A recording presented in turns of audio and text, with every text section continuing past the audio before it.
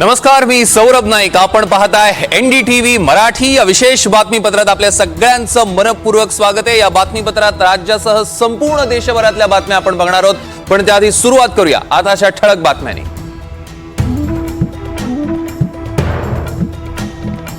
बलात्कार प्रकरणी माजी खासदार प्रज्वल रेवण्णाला जन्मठेपेची शिक्षा. रेवण्णावरील 47 वर्षीय मोलकरणीवरील बलात्काराचा आरोप सिद्ध. भ्रष्टाचारी तितुका मिळवावा, भाजप पक्ष वाढवावा. उद्धव ठाकरेंचा भाजपवर घणाघाती टोला. तर आम्हाला भाषेचा द्वेष नाही, पण सक्ती नको, ठाकरेंचा इशारा. बऱ्याच वर्षानंतर एकाला आवडीचं खातं मिळालंय. माणिकराव कोकाटेंचा खाते बदलावरनं उद्धव ठाकरेंचा टोला. पुण्याच्या विकासात दुर्दैवानं दादागिरी घुसली आहे. अजित पवार पालकमंत्री असलेल्या पुण्यात देवेंद्र फडणवीसांचं मोठं विधान. कुठेही दादागिरी होत असेल तर मकोका लावण्याच्या सूचना. अजित पवारांची प्रतिक्रिया. बाहेरच्यांना मराठी शिकवणार का? राज ठाकरेंचा सरकारला सवाल. तर राज्यात मराठी अनिवार्य, पण अजून एखादी भारतीय भाषा शिकण्यात वावगं काय? फडणवीसांचं राज ठाकरेंना प्रत्युत्तर. रायगड छत्रपती शिवरायांची राजधानी, तिथं अमराठी लोकांचे सर्वाधिक डान्स बार.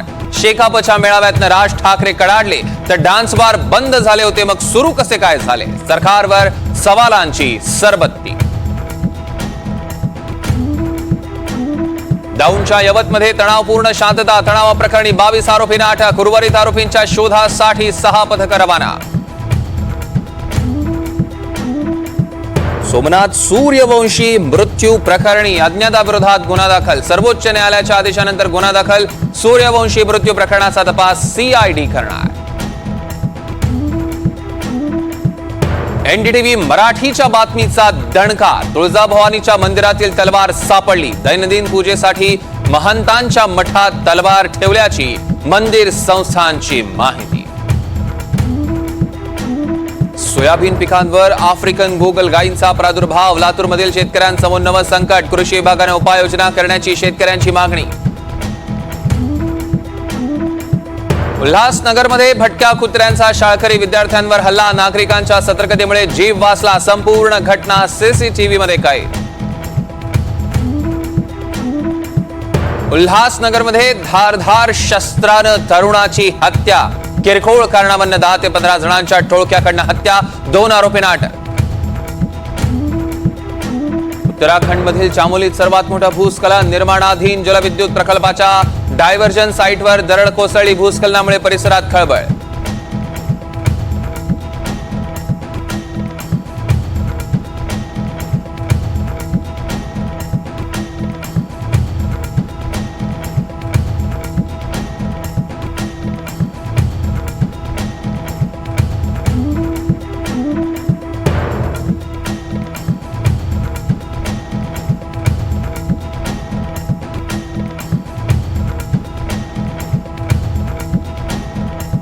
हिमाचल प्रदेशात ढगफुटी सदृश पाऊस. मंडीसह काही ठिकाणी पूरस्थिती. जनजीवन विस्कळीत.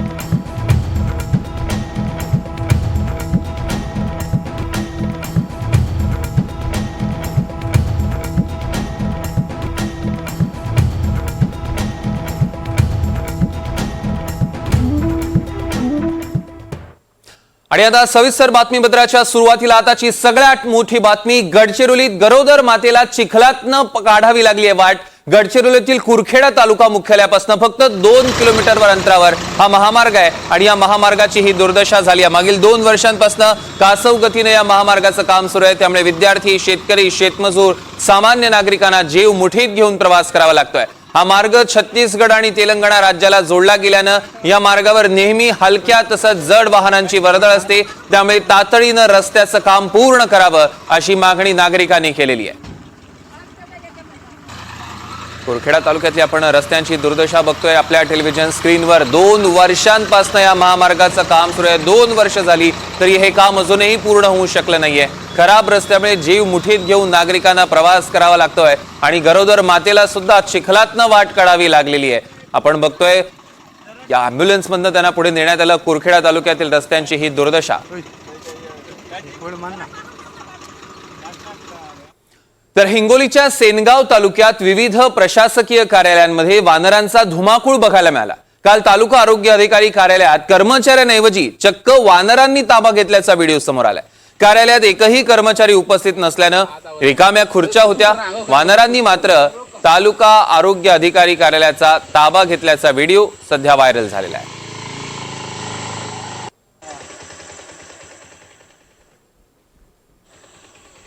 तर उल्हासनगरमध्ये भटक्या कुत्र्यांनी विद्यार्थ्यांवर हल्ला केल्याची घटना घडलेली आहे। उल्हासनगर 5 मध्ये ही घटना घडली असून ही संपूर्ण घटना सीसीटीव्ही मध्ये कैद झाली। घटनेदरम्यान स्थानिक नागरिक उपस्थित असल्यानं विद्यार्थ्यांचा जीव वाचलाय। मात्र भटक्या कुत्र्यांना कधी आळा बसणार असा सवाल नागरिकांनी यावेळी उपस्थित केलाय। आपण दृश्यांमध्ये बघू शकतोय उल्हासनगर मधली दृश्य आहेत।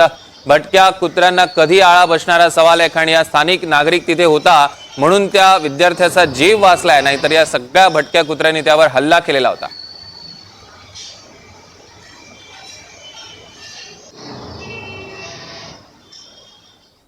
तर उल्हासनगरमध्ये अगदी किरकोळ कारणावरनं तरुणाची हत्या करण्यात आलेली आहे। उल्हासनगरच्या साईबाबा मंदिर परिसरातली घटना आहे। 10 ते 15 जणांकडनं या तरुणाची हत्या करण्यात आली। पोलिसांकडनं 2 जणांना अटक देखील करण्यात आलेली आहे। अतिशय धक्कादायक बातमी आपण बघतोय। उल्हासनगरमधनं 10 ते 15 जणांकडनं तरुणाची हत्या करण्यात आली आणि अगदी किरकोळ कारण होतं। या किरकोळ कारणावरनं तरुणाची हत्या करण्यात आली। उल्हासनगर साईबाबा मंदिर परिसरातली ही घटना आहे। 10 ते 15 जणांकडनं तरुणांची हत्या करण्यात आलेली आहे। त्यांच्या आपसात भांडणं झाली तर यातील आरोपींनी त्याच्याकडे असलेला जो सोरा कोयता होता कोकरी सारखाचा, तर तो त्याच्या छातीमध्ये घुसवून आणि शरीरावर ठिकठिकाणी वार करून त्याचा खून केलेला आहे। त्याला दवाखान्यात नेण्यापर्यंत तो मयत झाला आणि सदर प्रकरणी यातील आरोपी जे आहेत ते आरोपी अटक केले, गुन्हा दाखल करण्यात आलेला आहे। तर बीड मधनं एक धक्कादायक बातमी आपल्यापर्यंत पोहोचते। बीडच्या आष्टीमध्ये एका हॉटेल मालकानं कामगाराचीच हत्या केली असा आरोप आता कामगारांच्या कुटुंबियांनी केलेला आहे। अतिशय धक्कादायक बातमी आपण बघतोय। एका हॉटेल मालकाकडनं सीताराम ढवळे या कामगाराची हत्या करण्यात आल्याचा गंभीर आरोप आहे। मृत कामगाराच्या कुटुंबियांनी आरोप केलाय। या प्रकरणात आरोपींवर अद्यापही गुन्हा दाखल झाला नसल्यानं नातेवाईक संतप्त झाले आहेत। त्यामुळे आता नातेवाईकांनी मृतदेह ताब्यात घेण्यास स्पष्ट नकार दिलाय। दरम्यान पोलिसांवर राजकीय दबाव असल्याचा आरोप नातेवाईकांनी केलाय। मृतांच्या कुटुंबियांना बीड जिल्हा पोलीस अधीक्षकांची त्या कुटुंबियांनी भेट सुद्धा घेतली आहे। एक जवळपास 2 ते 3च्या आसपास आई वडील पोहोचले असतील आष्टी सिव्हिल हॉस्पिटलला। तर तिथे पाहतात ते तर त्यांनी एकदम म्हणजे हॉस्पिटलमध्ये एकदम PM ची जी रूम राहते ना त्या रूम मध्ये बॉडी पडलेली होती।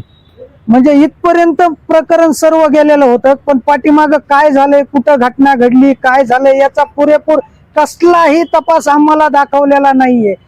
आम्हाला होता त्या मालकानेच मारले त्याला, त्या मालकानेच मारलंय। आम्हाला फोन केला पोरीला, खरंच जाऊच्याला नाही दिली। आम्हाला मी सकाळी केला तुमचं पोरग पडून म्हणून कसं उचलून बी नेलं, सर्व बांधून थोडं टाकलं दाखवलं नाही। आणि बीड मधनं अजून एक धक्कादायक बातमी आपल्यापर्यंत पोहोचते। बीड मध्ये महादेव मुंडेंची दुचाकी गाडी 21 महिन्यांपूर्वीच पोलिसांनी ताब्यात घेतल्याची धक्कादायक बातमी आपल्यापर्यंत पोहोचली आहे। मात्र आरोपी अद्यापही फरारच आहेत। ज्या दिवशी महादेव मुंडे परळी शहरातनं घराकडे जात होते तेव्हा दुचाकी अडवून त्यांची हत्या करण्यात आली। 21 ऑक्टोबर रोजी त्यांची हत्या करण्यात आली। मग 21 महिन्यांपासून त्यांची दुचाकी परळी शहर पोलिसांच्या ताब्यात आहे। मात्र आरोपी अद्यापही मोकाटच आहे।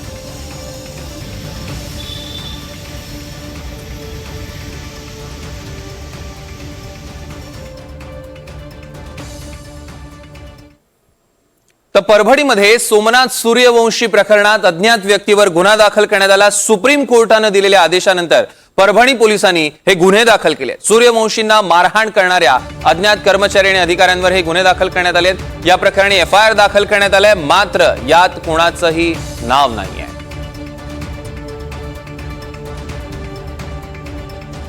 मला असं वाटतं की पोलीस अधिकाऱ्यांना आदेश देणारे कोण, कोणाच्या आदेशावरून सोमनाथ सूर्यवंशीची हत्या झाली त्यांचं नाव सुद्धा आलं पाहिजे, त्यांच्यावर सुद्धा गुन्हे दाखल झाले पाहिजे। दरम्यान हे सोमनाथ सूर्यवंशी प्रकरण नेमकं काय आहे एकदा ग्राफिक्सच्या माध्यमातून संपूर्ण समजून घेऊया. 10 डिसेंबर 2024 परभणीमधल्या डॉक्टर बाबासाहेब आंबेडकरांच्या पुतळ्यासमोर संविधानाच्या प्रतिकृतीची ज्यानं ही नासधूस केली ती व्यक्ती मनोरुग्ण होती, त्याच्यावर कारवाई झाली. संविधानाच्या प्रतीचं नुकसान केल्याच्या निषेधार्थ 11 डिसेंबरला शहरात बंद पुकारण्यात आला आणि या बंदला हिंसक वळण लागलं.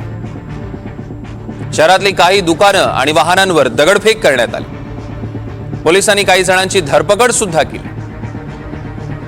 सोमनाथ सूर्यवंशीलाही यावेळी अटक करण्यात आली.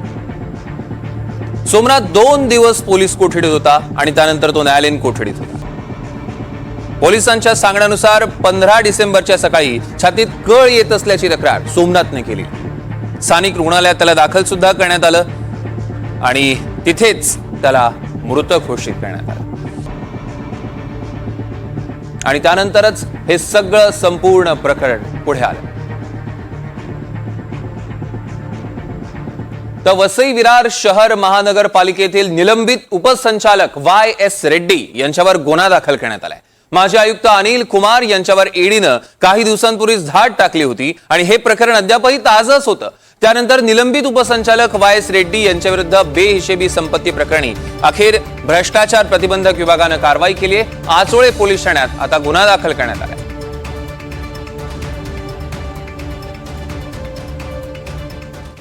तर यवत हिंसाचार प्रकरणी पोलिसांनी 22 आरोपींना अटक केलेली आहे आणि या प्रकरणात आता 5 गुन्हे दाखल करण्यात आले. या 22 आरोपींना मेडिकल तपासणीसाठी रुग्णालयात दाखल करण्यात आलंय. त्यांना कोर्टात हजर करण्यात येणार आहे. दुसरीकडे पोलिसांची 6 पथकं आरोपींच्या शोधासाठी रवाना करण्यात आली आहेत. जवळपास 50 पेक्षा अधिक जणांचा पोलीस शोध घेत असल्याची माहिती सूत्रांनी दिली आहे.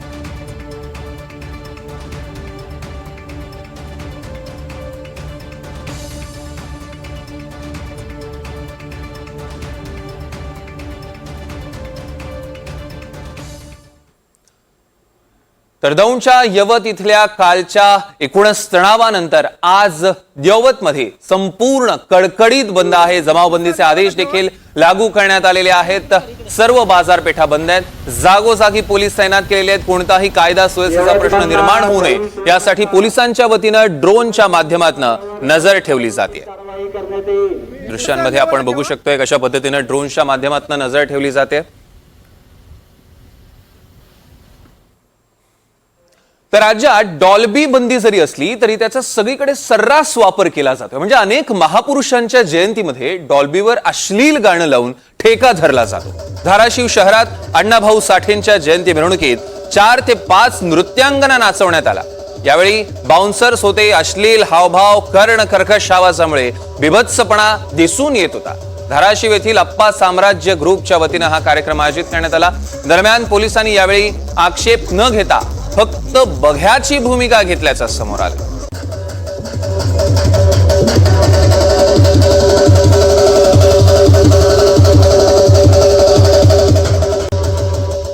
तर पंढरपुरात श्रावण महिना आणि सण उत्सवांच्या पार्श्वभूमीवर पोलिसांनी आज एक लॉंग मार्च केलेला आहे. कायदा आणि सुव्यवस्था राखली जावी या अनुषंगानं हा लॉंग मार्च काढण्यात आला.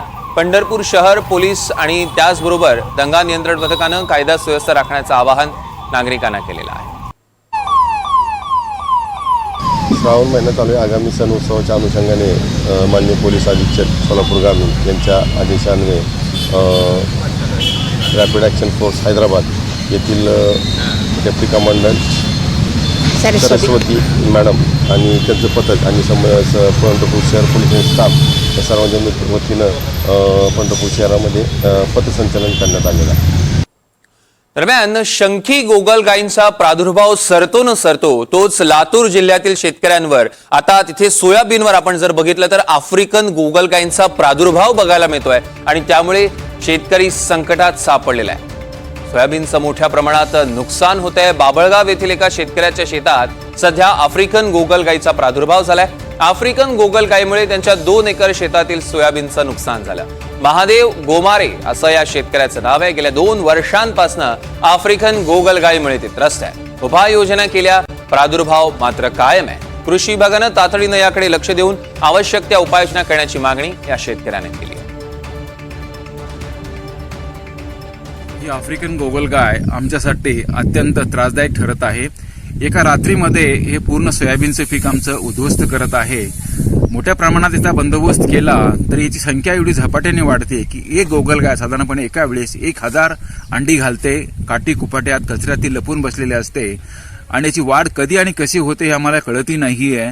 आणि किती जरी बंदोबस्त केला तर ही गोगलगाय मागच्या 3 वर्षापासून या ठिकाणी आम्हाला त्रास देत आहे. यापूर्वी अशी गोगलगाय आमच्याकडे कधी नव्हती, पण हे कुठनं आली कशी आली आम्हाला माहीत नाहीये, पण याचा प्रादुर्भाव आज मोठ्या प्रमाणात जाणवतोय आम्हाला.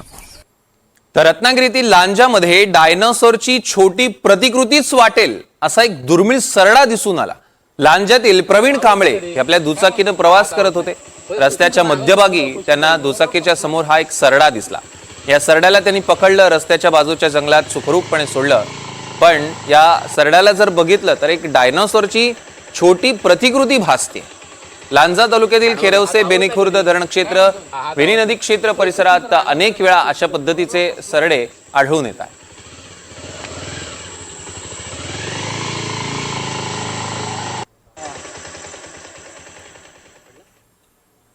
तर पुणे रेव पार्टी प्रकरणात सध्या अटकेत असलेल्या प्रांजल खेवलकरांच्या पत्नी रोहिणी खडसेंनी आता शरद पवारांची भेट घेतलेली आहे. मात्र ही भेट फक्त पक्ष संघटनेसाठीच होती असं त्यांनी म्हटलेलं आहे. पुणे रेव पार्टी प्रकरणात सध्या अटकेत असलेल्या प्रांजल खेवलकर यांच्या पत्नींनी रोहिणी खडसेंनी शरद पवारांची भेट घेतली. रोहिणी खडसेंची भेट ही पक्ष संघटनेच्या कामात निमित्तानं होती असं त्यांनी म्हटलं. तर पुणे पार्टी प्रकरणात टार्गेट केलं जात असल्याचं त्यांनी म्हटलंय आणि योग्य वेळ आल्यावर उत्तर देईन असं देखील खडसे म्हणाल्या.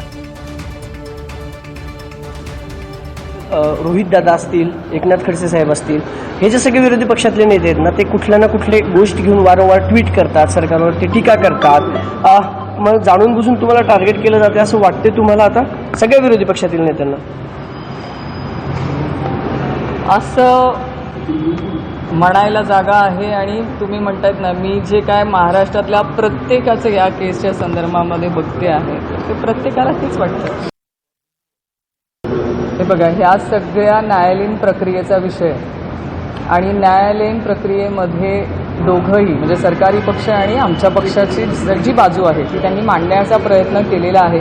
त्याच्यावरती न्यायालयाच्या बाहेर तरी मी वक्तव्य करणं चूक आहे. कारण ह्या सगळ्या प्रक्रियेमध्ये जी काय बाजू मांडायची आहे ते वकिलांच्या मार्फत मी तुम्हाला सगळं सांगितलं आहे की आत्ता हा विषय न्यायप्रविष्ट आहे.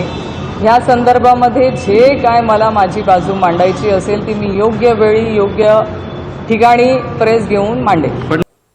आणि आता या क्षणाची सगळ्यात मोठी बातमी. माजी पंतप्रधान HD देवेगौडा यांचे नातू प्रज्वल रेवण्णाला जन्मठेपेची शिक्षा सुनावण्यात आली आहे. फार्म हाऊस मध्ये काम करणाऱ्या महिलेवरील बलात्कार प्रकरणी प्रज्वल रेवण्णावर गुन्हा दाखल होता. वर्षभरापासून या प्रकरणी न्यायालयीन खटला सुरू होता आणि अखेर बंगळुरू येथील विशेष न्यायालयानं प्रज्वलला दोषी ठरवून जन्मठेपेची शिक्षा ठोठावली आहे.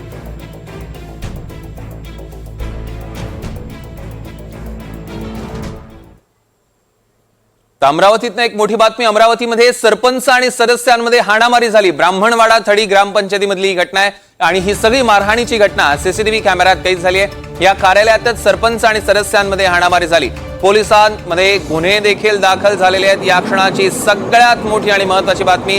दृश्यांमध्ये आपण बघू शकतोय कशा पद्धतीनं हाणामारी झाली आहे. ब्राह्मणवाडा थडी ग्रामपंचायतीमधली दृश्य आपल्या NDTV मराठीच्या टेलिव्हिजन स्क्रीनवर. ही सगळी मारहाणीची घटना सीसीटीव्ही मध्ये कैद झाली. ग्रामपंचायत आपण बघतोय अमरावतीत सरपंच आणि सदस्यांमध्ये हाणामारी झाली.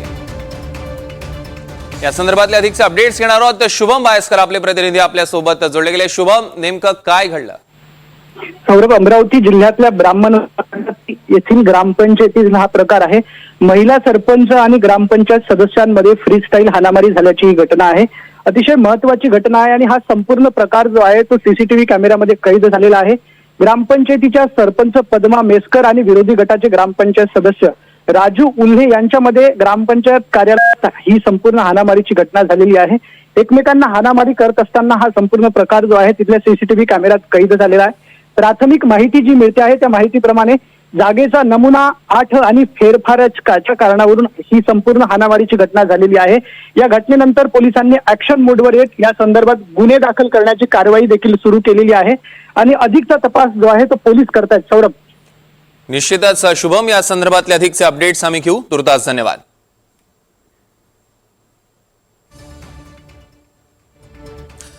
तर राज्याचे यापूर्वीचे जे कृषी मंत्री होते त्यांनी काही वादग्रस्त विधानं केली आणि त्यांची आता क्रीडा मंत्रीपदी वर्णी लागली. पण आता जे कृषी मंत्री झालेले आहेत त्यांनी काही अशी विधानं केली आहेत त्यामुळे पुन्हा एकदा ते वादात येण्याची शक्यता आहे. असंच एक विधान दत्तात्रय भरणे यांनी केलेलं आहे, ते म्हणजे महसूल अधिकाऱ्यांसमोर.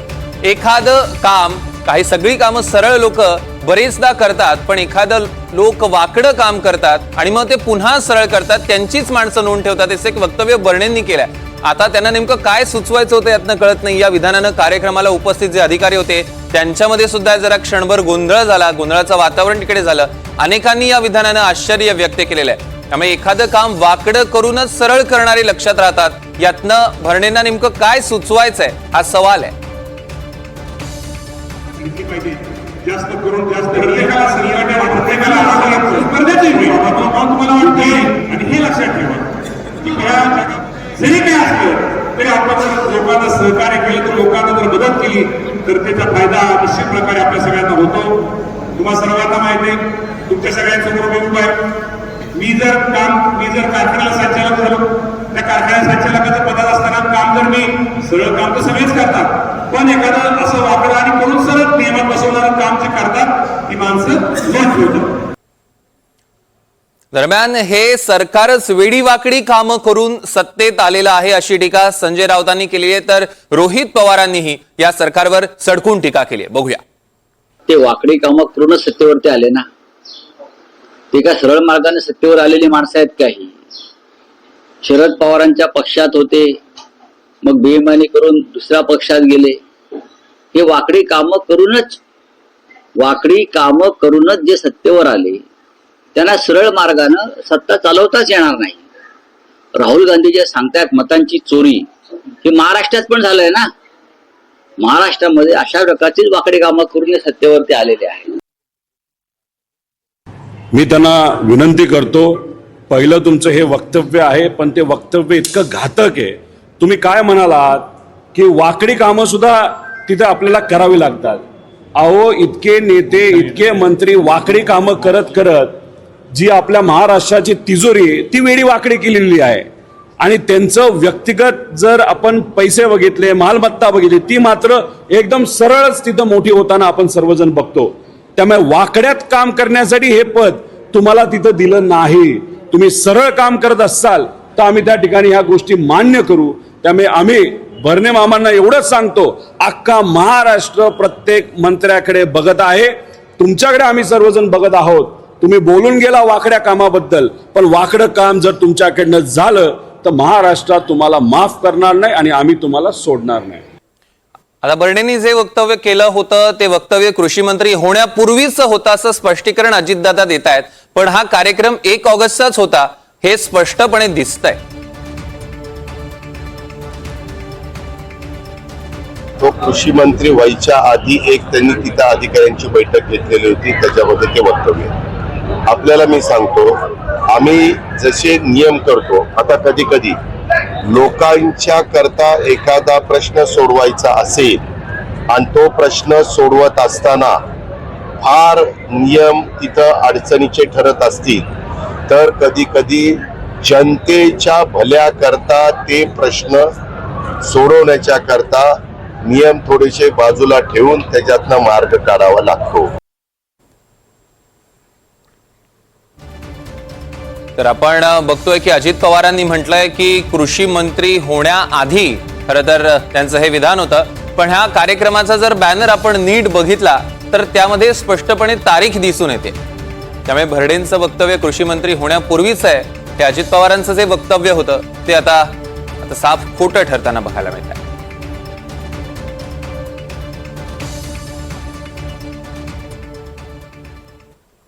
आणि बातमी हिमाचल प्रदेशमधनं. हिमाचल प्रदेशात मुसळधार पावसाचा कहर बघायला मिळाला। अनेक ठिकाणी मोठं नुकसान झालंय, पूरस्थिती आहे। विशेषतः मंडी तालुक्यात जर आपण बघितलं गेले 2 ते 3 दिवस पावसाचा अक्षरशः कहर बघायला मिळतो। आपण दृश्यांमध्ये बघू शकतोय हिमाचल मधली ही दृश्य, अनेक ठिकाणी पूरस्थिती निर्माण झालेली आहे। मंडी तालुक्यात गेले 2 ते 3 दिवस असा मुसळधार पाऊस पडतोय।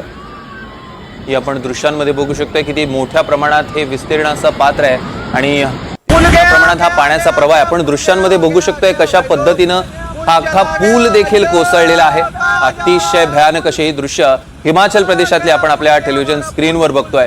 हिमाचल प्रदेशातली ही सगळी स्थिती, अनेक जणांचं नुकसान झालेलं आहे। 5 जणांचा आतापर्यंत यात मृत्यू देखील झाल्याचं आपण बघतोय। अख्खा जेसीबी हा सगळ्या वाहत्या पाण्यात कोसळून गेलेला आहे। हिमाचल प्रदेशातले असे अनेक व्हिडिओज आपल्यापर्यंत पोहोचतात, तिथून आपल्याला नुकसानीचा अंदाज घेऊ शकतो। आपण बघतोय या गाड्या, मोठा डंपर सुद्धा या पाण्याच्या प्रवाहात अक्षरशः वाहून गेलेला आहे। इकडे आपण बघितलं तो डंपर होता, तो अक्षरशः पाण्याच्या प्रवाहात वाहून गेला। त्यामुळे हिमाचल प्रदेशात सध्या भयानक अशी परिस्थिती आपल्याला बघायला मिळते।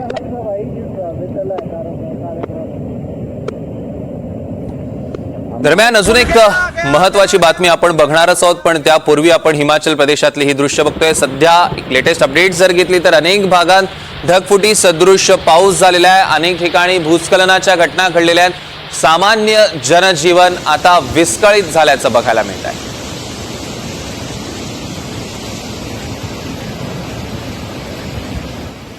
आणि एक मोठी बातमी नाशकात नाही ते कामायनी एक्सप्रेसच्या इंजिनला आग लागलेली आहे। इगतपुरी जवळची ही घटना आहे। कामायनी एक्सप्रेसच्या इंजिनला अचानक आग लागली। इंजिनला आग लागल्यानं कामायनी एक्सप्रेस इगतपुरी जवळच थांबवली आहे। सुदैवानं वेळीच आगीवर नियंत्रण मिळवलंय, त्यामुळे मोठी दुर्घटना टळलेली आहे। इंजिनची तपासणी सुरू असल्यानं कामायनी एक्सप्रेस जागेवरच उभी होती। मागील अर्धा ते पाऊण तासांपासून कामायनी एक्सप्रेस आता जागेवरच उभी आहे। प्रवाशांचा खोळंबा मात्र झालेला आहे। कामायनी एक्सप्रेसच्या इंजिनला आग लागलेली आहे। या क्षणाची एक मोठी आणि महत्वाची बातमी, इगतपुरी जवळ कामायनी एक्सप्रेसच्या इंजिनला आग लागली। दृश्यांमध्ये आपण बघू शकतो इंजिनची आता तपासणी सुरू आहे। ते सगळं व्यवस्थित सुरळीत आहे की नाही याचा तपास केला जातोय आणि त्यानंतरच एक्सप्रेस पुढे धावेल। त्यामुळे सध्या ती कामायनी एक्सप्रेस जागेवरच उभी असल्यानं प्रवाशांचा मात्र खोळंबा झालाय, कारण साधारण अर्धा ते पाऊण तास झालेला आहे। अर्ध्या ते पाऊण तासांपासून कामायनी एक्सप्रेस जागेवरच उभी आहे।